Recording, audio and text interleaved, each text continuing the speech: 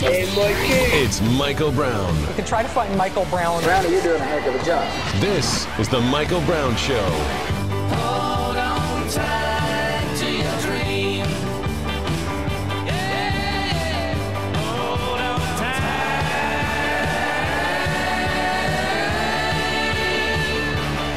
to your dream. Hey, welcome back to the program.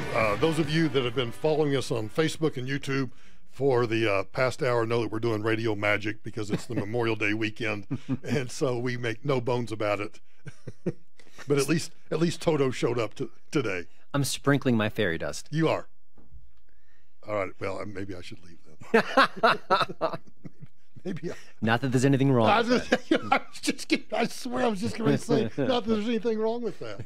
You sent me an article earlier in the week, and you said maybe this is good fodder for outside Hollywood and Toto. Uh-huh. And I read it, and I thought, well, it could be, but I would rather get your take on it. Okay. Because you're a media maven. You're media overlord. Media overlord. You're the media something. I don't know what it is. You know, it kind of scares me when I'm doing show prep and I go into certain websites and your little picture shows up. It is frightening. It is frightening. There should be like an app you can kind of block it. Well, I thought maybe like adult content blocking or something, and I wouldn't see it. But then I realized, wait a minute, Toto's not an adult, so infantile content. Infantile content. Yeah. So you sent me a Newsbuster story, which you had obviously read, and the title was "What Changed?" The same media who excused Bob Mueller, who, by the way, is a special counsel investigating Donald Trump for Lord knows what. The same media who excused Bob Mueller abused Judge Starr, Kenneth Starr. He was the whipping boy. He was pummeled day after day, week after week. I mean, we remember that. Even We're old to the enough. point that he was, and actually Judge Starr and I met at the Broadmoor last year, and we had breakfast together, and we were laughing about some of the things that both of us have been accused of. Yeah. Because we both kind of went through some rough times. And Judge Starr still to this day laughs about the media claiming that he was a sexual pervert because he was going after the fact that Bill Clinton had sex with Monica Lewinsky in the Oval Office. Right. And of course, that's not what he was going after. It was the perjury charge that he was going after. So we had a good laugh about that. Well, I'm glad he can laugh about it now. I'm glad you can too, but I can always really laugh about other people's troubles. I didn't say I was laughing about mine. But it's not a laughing matter. I mean, it's another stain on the media. Another obvious point that there are double standards that are so profound and so vast that you can't. It's hard to believe that the people within the industry don't say, "Wait a minute, I was alive back then. I was working the beat back then. Why am I treating this way and that subject that way?" I mean, but they're so ingrained in their righteousness and in their ability to hunt down the targets they want to hunt down and the narratives they care about. And the cognitive dissonance of do you think they know in their hearts that it is driven by, I mean, we use the word narrative, agenda, all of that, but I truly believe that like a Jim Acosta and some of the other that are really, maybe even Chuck Todd, I mean, I'd have to think through some of the names, Chris Cuomo, I think they truly have a hatred of Donald Trump. Oh, absolutely. But it's more than that. Did they ever think of that? I mean, it colors almost everything they do. It colors their news judgment. Right. I mean, at the end of the day, they are journalists. They're not working for the nation. They're not working for the Weekly Standard. They're there to tell you the facts and the truth, and they just veer all over the place, avoiding it. It's amazing to watch. And I think I might have mentioned on the show about how Stormy Daniels, the whole, did she have an affair with Trump? But back in the day when Clinton was doing whatever he was doing, it's just about sex. You lie about sex. It's okay to lie about sex. We heard that across the board. It was Hollywood. It was the media, liberal pundits. And now all of a sudden, the fact that Trump may have had an affair 10 or so years ago. Before he was, now I know he talked about being a candidate for, I think ever since he saw a television camera, he always talked about running for president. Yeah. But he never really took any formal steps to do it. So he did or did not have an affair with Stormy Daniels long before he announced his candidacy. Okay, yawn. So what? Yeah, and he has never put himself on a pedestal from a moral point of view. He's never said, I'm clean as a whistle. He's just not his routine, and good for that because he knows he's not clean as a whistle. Yeah. He's got some skeletons in his closet. So, Mr. Media Expert, look in your crystal ball. And I don't mean this, the question is not what happens to Trump, what happens, what does this lead to, but what happens to the media long term, assuming that Trump stays in office for 4 years, assuming that, we have a stereotypical election in 2020 for president, either Trump versus somebody or Pence or somebody versus somebody. What happens between now and then to the media? Is there a tipping point before we get to those elections or not, or what? Tipping point for what? For them to clean up their act? For them to be completely disgraced? That's what I mean. What's the end game here? What happens? Not the end game. What happens to Trump, but what happens to the media? What does this evolve into? Well, listen. If Trump loses in 2020, then they could go back to their more standard view, sort of the soft liberal bias that we've seen for years and years and years, and they won't have the ferocity that they have now. And I think from a certain point of view, that will be kind of the normal, what we're used to before the Trump phenomena. If he wins, I can't even imagine. But what I see in the next election is that the coverage will be so embarrassing and so biased and so cartoonish that even independents will be tuning out. Even some people on the left will just kind of wave their hands. I mean, it's going to be so obvious. Then you have the people who are hardcore Democrats who despise Trump, and they'll maybe feast on it.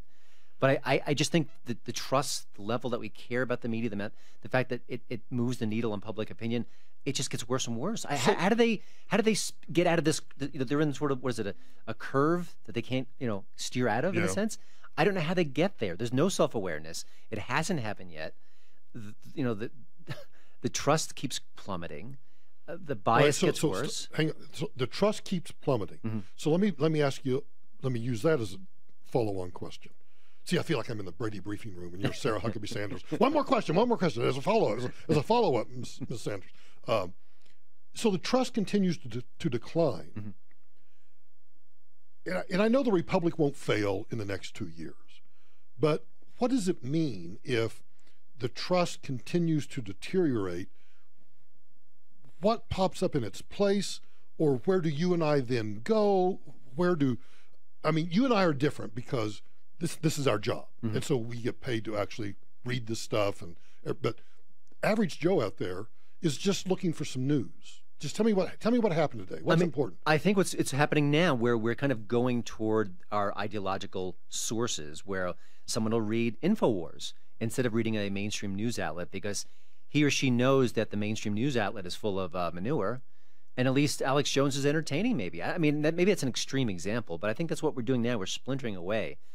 That's one thing. Listen, I think that the people, the Jim Acostas of the world, don't care. They are going to keep on keeping on, and I don't think they really have an awareness of what's happening to their credibility. So I think they just keep on the same path. But does that mean then that they go the way of newspapers? So some hedge fund will eventually buy out That's CBS interesting, yeah. or whatever. And is that the end game? So they just squeeze out the profits until the beast is dead? The real problem is that if Trump misbehaves in a genuine and unfortunate fashion, there's no check and balance. It's just going to be the partisans. It's going to be the left and the right.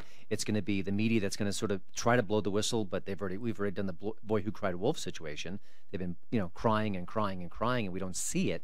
Now, if Trump really does something terrible, or someone in his administration, we're going to shrug our shoulders. That's the real danger here at the end of the day, is that if the media is not there to present something truthful and to kind of keep the people in power in check, what's going to rise up?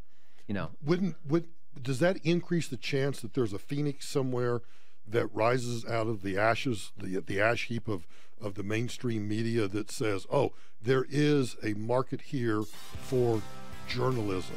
Do you think there's a chance of that? I don't think that phoenix is coming. You don't think it's coming? I'm very skeptical about it. I'd love it. I keep waiting for it. I don't see it. I don't see it happening. What could come up from the ashes could be even worse. I don't know. I mean, I think we're in uncharted territories. It's never been this bad in my lifetime, and it gets worse seemingly by the week. Okay, well, you just do the rest of the segment. I'm going to just go start drinking now. Can I join you?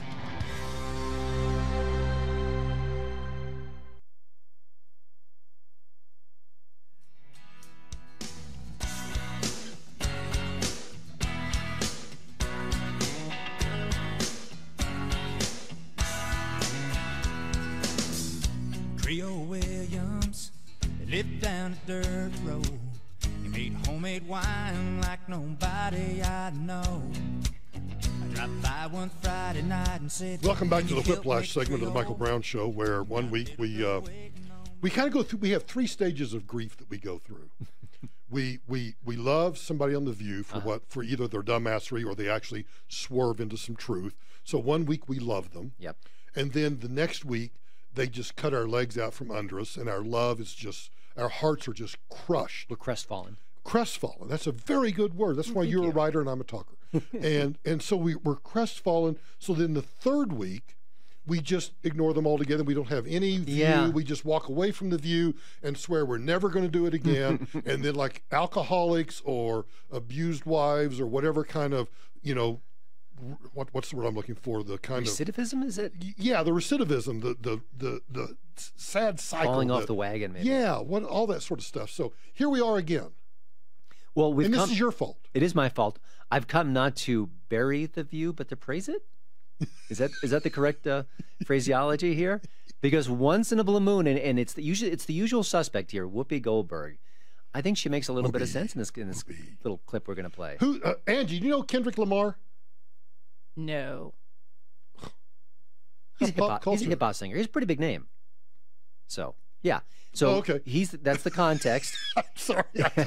I'm thinking Kendrick Lamar. He could be like, he's the chauffeur, or he's the doorman, or he's the caterer. I don't know. Could be anybody. Yeah, anybody. I don't know. He's a big star. Okay. I'm not familiar with his music, but I don't think you need to be familiar with his music to get what's going on here. Okay. He was doing a concert recently, and someone came on stage, a person of pallor, a white person, and I think she started singing some of his lyrics, and one of the lyrics in question had the N-word in it. And he scolded her for that. A listener, when I casually mentioned this earlier in the week on Facebook or YouTube somewhere, said they thought that was a pure setup marketing ploy. Now that shows how Yikes. cynical we've become about stuff. We have, and it's often earned. I don't know if it was earned here. I don't know if I'm quite there yet. I'm not there either, but. Yeah. But it's not unbelievable either. No, it's not. And it's also sad, too, because at the end of the day, this is someone who probably paid good money for those seats, Yeah. probably loves Kendrick Lamar and his music, and had the time of her life singing on stage with one of her favorite performers. And the problem bam. was she was white. Yeah. Would he have done? Would he have had the same? What was his reaction, by the way? Well, let's let the clip. I mean, the bottom line is that The clip speaks for itself. Yeah, I think so. All right. But how about this? Pulitzer Prize-winning rapper Kendrick Lamar pulled a white fan up on stage to rap along with him. But one lyric made him shout her down. Now take a look. Wait.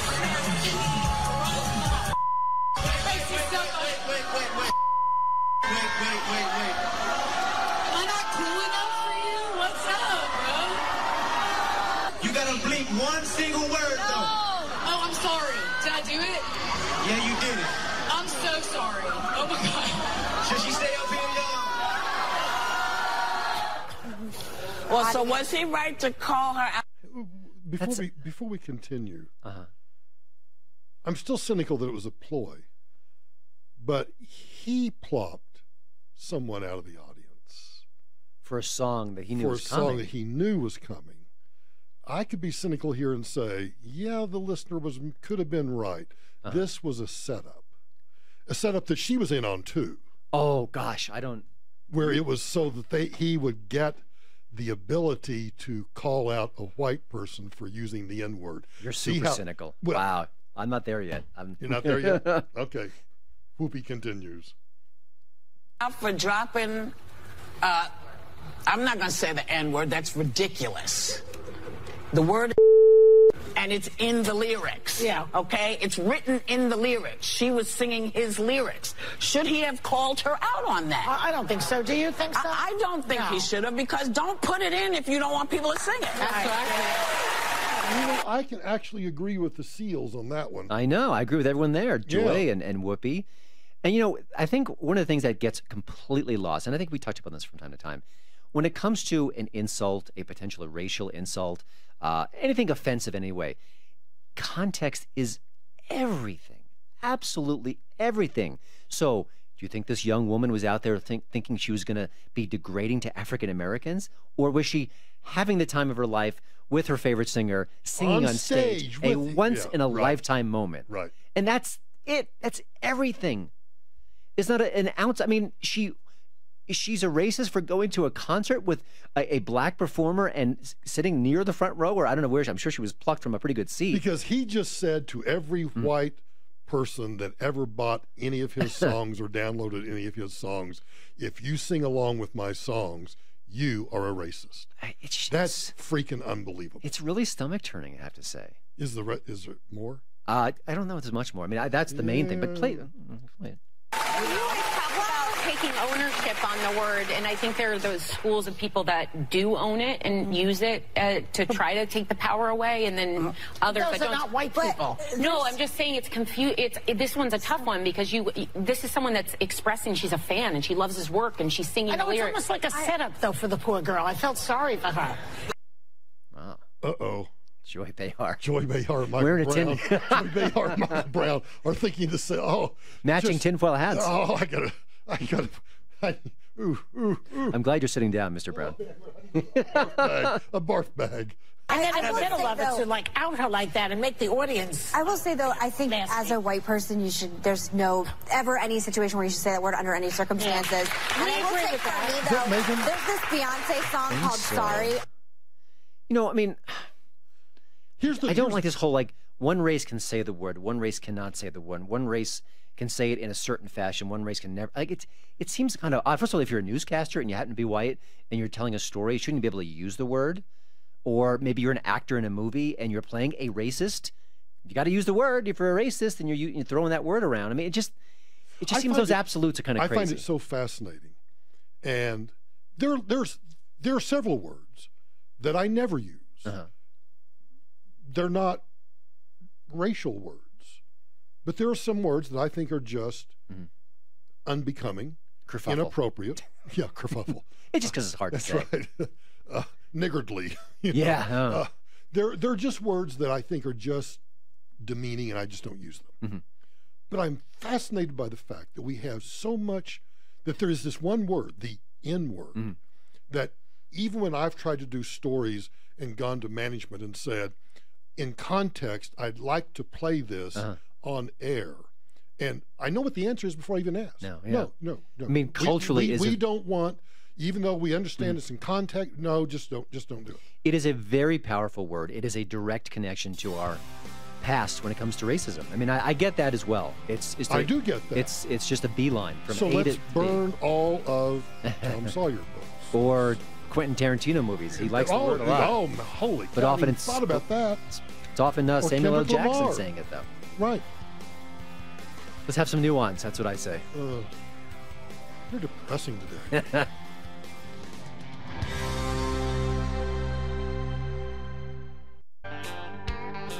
Well, I got my first truck when I was 3. Drove 100,000 miles on my knees. Hauled marbles and rocks and thought twice before I hauled a Barbie doll bed for the girl next door. She tried to pay me with a kiss and I began to understand there's something women like about a pickup man. You got a pickup, Toto? No, sir. You got a mom van? I've got the unsexiest 2 cars in the history of cars. Oh, well, they get you around, right? They barely, yeah. Yeah. Not this week, but most weeks they do. So over at HollywoodandToto.com, which is the website that everybody should be going to for everything they need to know about, well, Hollywood in Toto. And recipes and no, just kidding. Really? I missed the recipe. You missed it.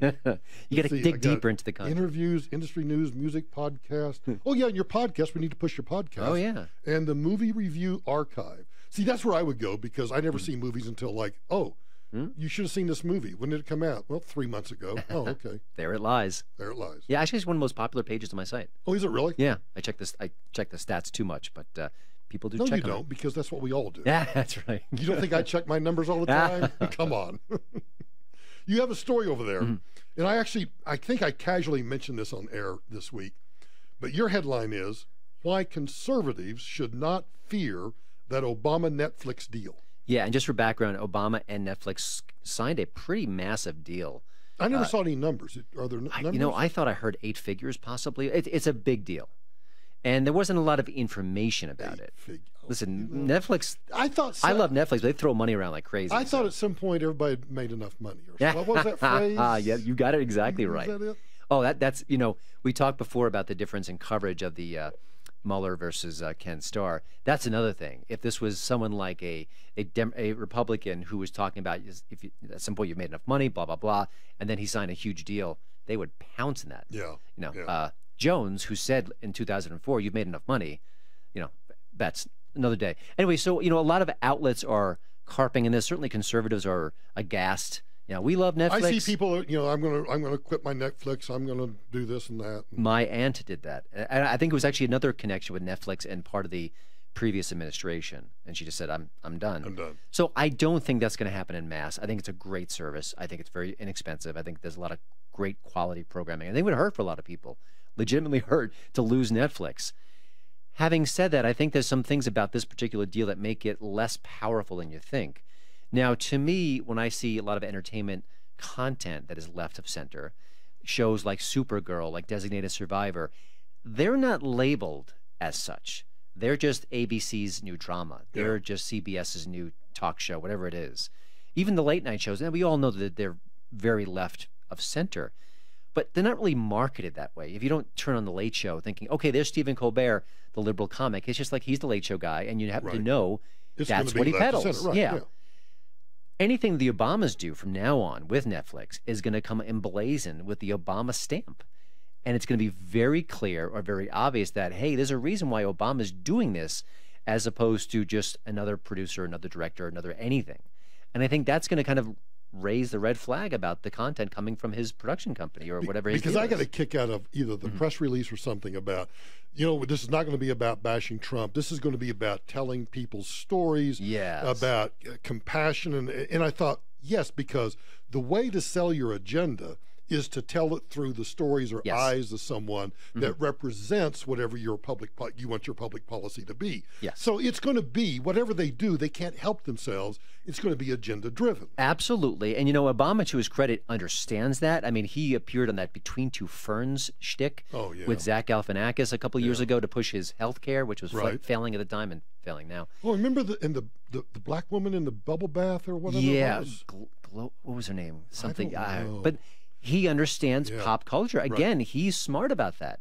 He gets it. There's a reason why he's working with Netflix. He's not working with some rinky-dink station. This is the big time, the biggest time in a sense. Yeah. So I understand what he's doing, but I do also think that it's going to come with sort of warning labels and neon lights saying, hey, beware. No. No? No.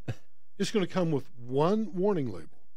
Obama. Yeah, but that's enough. That's enough. That's all you need. That's all you need. That's all you need to know. And if you can't understand that if it's an Obama production, that it's going to be an agenda-driven, left-of-center, progressive kind of program, well, then you're a dummy. Yeah, and, you know, I think the hardcore fans will flock to it. That's going to be, you know, a percentage of the Netflix crowd. I think people on the right will avoid it like the plague or mock it. And people in the middle might be curious, maybe not. You know, maybe he's out of office, he's out of the public eye on a day-to-day basis. Maybe his sort of pull over us is waning. So I think from that perspective alone, it's not a big deal. I think it in a way it undercuts itself. And there'll always be the dummies like you and me that have to cover it because we'll want to see what it is and then be able to. You'll be nice and professional about it, and if it is as bad as I think it is, then I'll come on and rip it apart and mock it and make fun of it. It's also, listen, Obama was a very charismatic leader. He understood politics. He worked it, and all to his credit. He's not a Hollywood guy per se. I think he gets the system in certain ways. I think just the fact that he's talking about stories is very astute of him. Right. But there's a difference between getting it, understanding it, knowing how the things work in a general sense, and actually being behind the scenes, hiring people, you know, putting people in charge, making sure the stories come together. That's an entirely different skill set. Which my guess is he will be no different than the chairman of the board of an organization, and he will hire 5 or 6 people directly below him as direct reports, and they will then cultivate and populate all of the production companies and everything else, but he'll always be driving the overall strategic view of what it's going to be. But how well does he pick those people? He could be brilliant at it. He could be terrible at it. We don't know. I mean, I think his cabinet, it was sort of a mixed bag, you could say. Right. Some good choices, some not so good choices. Right. And it might be the kind of thing where he lets his ideology kind of wash over his selections. You know, I always go back to Arnold Schwarzenegger when he was coming up in the 80s, a couple big hits. And what did he do next? He teamed up with James Cameron, one of the very best directors around. I think he's not as good as he used to be.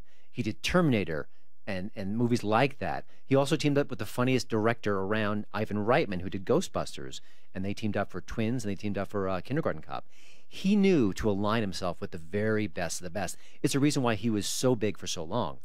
And not everyone does that. I look at Michael Keaton, a great actor. Yeah. When he got super hot, he did Batman, all those great movies. He made a bunch of bad movies. He aligned himself with people who weren't super talented. And his career went... And there's something... And I can't speak to the Schwarzenegger or to the Keaton situation, but the other thing that will happen here is they will flock to Obama, and then Obama will have to, either on his own or with the help of others, then cull out that herd that's going to flock to him, because every lefty in Hollywood is going to want to be a part of this simply because it is Obama. Yeah, and the other thing about the story is that up until now, Netflix has had a lot of left of center programming. They got the David Letterman, they've got the new Michelle Wolf's TV talk show coming soon, some documentaries, some original stuff, maybe a sprinkling of conservative right leaning. They got that sort of The Ranch, which is sort of a Midwestern red state comedy. Now they're aligned themselves with Obama, and all of a sudden you've got a label on you. You're the Obama streaming channel, and I wonder if that's going to hurt in the short or long run. That it becomes maybe a partisan channel as opposed to just we've got everything for everybody. I mean, there's that real distinct possibility that the image starts to take a hit from that point of view. And real quickly, Netflix may have paid a boatload of money simply to get what may not be worth the boatload of money they paid for, and we're all in a dither over not much of anything. That's right. Yeah. We'll see. All right. Hang on. You're listening to The Michael Brown Show.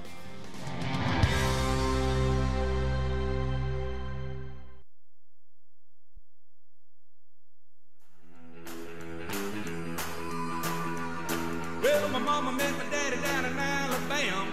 They tied the knot, so here I am. Born on the bayou on the Texas line. Loved in Louisiana, raised on jambalaya. Hey, welcome back to Hollywood and Toto on the Michael Brown Show. Christian Toto in the studio, as usual. Here's what I have a theory about New Yorkers. New Yorkers... I was born in New York, by the way. Okay. Bring it. All right. Next story is... For people who live in New York in the age of Trump, from the time he started building Trump, or he moved into Manhattan from Queens or whatever, loved him or hated him. I don't think there were probably, or maybe love, indifferent, hate. Okay. Because you find people like Giuliani and some others that are just, huge Trump supporters. And then you have also these people, New Yorkers, who absolutely despise Trump. Really despise him. Say some really nasty, almost to the point of, didn't this particular guy at one point say that if he found him, he'd beat him up or something? Yeah, we're talking about Robert De Niro, and I think he's made multiple mentions that he'd like to punch him in the nose or something, which is so childish. Now, De Niro is, I think he's in mid-70s, at this point. He's a grown man. Let's just, can we think he's a grown man? Right. And just to spout out, biologically a grown that's man. Right. But that's kind of silly. But his latest thing is just so absurd. He's talking. I'm not sure what the venue was, but he was giving an interview, and he said that he would kick him out of any Nobu restaurant if Trump ever walked in the doors. Now, Nobu is a very exclusive, classy, kind of a classy joint that De Niro has some major stake in. And I mean. Who even thinks like that? The whole thing of this country is like anyone is welcome. You do what you want. You can't pick people out of X and Y. Look at that whole bake the gay cake situation and how that went down.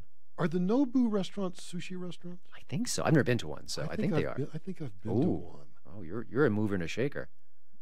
Oh, I think you put money in De Niro's pocket. I know. That's what I'm sitting here thinking. I didn't realize that he had an interest in these. I think because the name's familiar to me, and I can picture what this one I went to.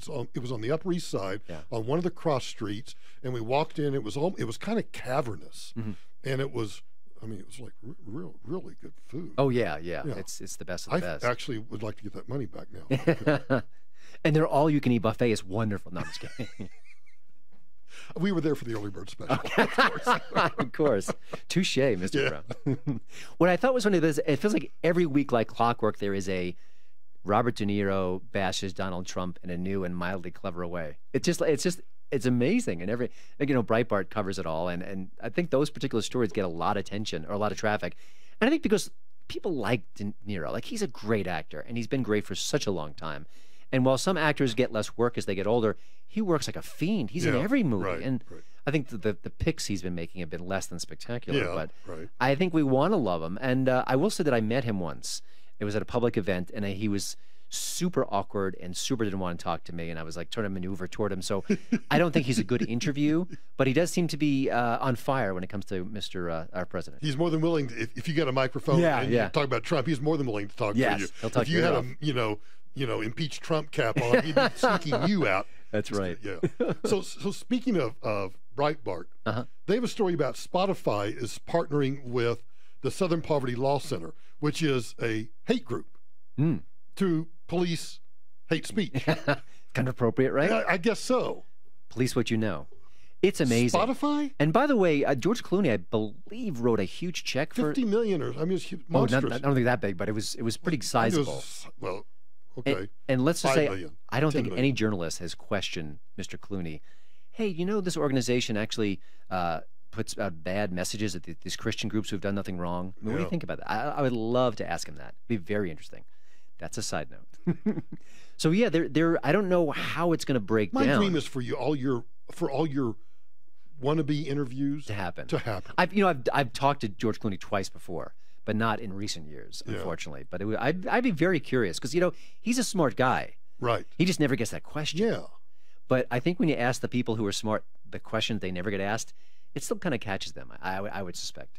Because I would genuinely like to hear the answer. I don't think George Clooney's full of hate. I think he's a liberal guy and a talented fellow, and he thinks the Southern Poverty Law Center is out to stop hate groups. Is worth his idea of hate groups is the KKK. Yes. And that's partly the media's fault too, because the media hasn't dressed down that organization. Right. A lot of conservative media has done that very effectively, I think. Right. Yes. But you look at if you're looking for the New York Times, there's nothing in there. So let me get back to Spotify for a second. Okay, sure. Because I got a disconnect here. Yeah. Spotify's music. Yeah. Well, we have hate music. You mean like Kendrick Lamar that we talked about earlier with the N-word? No. I'm so confused, Christian. It is confusing. Help me. These are confusing times. Spotify's is music. Is music. Yeah. And we have hate. What's hate music? I thought it was hip hop and rap. I shot a man just to watch him die. Oh. I don't know. This is everything about our culture right now. Is uncharted waters. We're swimming and we can't find the find the surface. So Spotify that subsists or exists by taking artists' music and we get to play it and we subscribe or whatever, thinks that is there a group that's of neo-Nazis? Is there some band of neo-Nazis or? I mean, that's the beauty of the First Amendment is that we kind of put it out there and then people can decide what's going on. You can't yell fire in a crowded theater. That's a clear and present danger. You can't falsely yell fire. Okay, sorry. Yes. Good point. That drives me crazy. But the whole, what is hate speech? What if it offends me and not you? Right. Who gets to decide that? And that's why what we're seeing in YouTube and Twitter and of course the college campuses is so frightening. You have so confused me this segment. It's my job. It's a good thing. I'm going to punch the clock. It's a good thing it's a long weekend because I'm just going to go drink and eat myself into oblivion. Sounds good.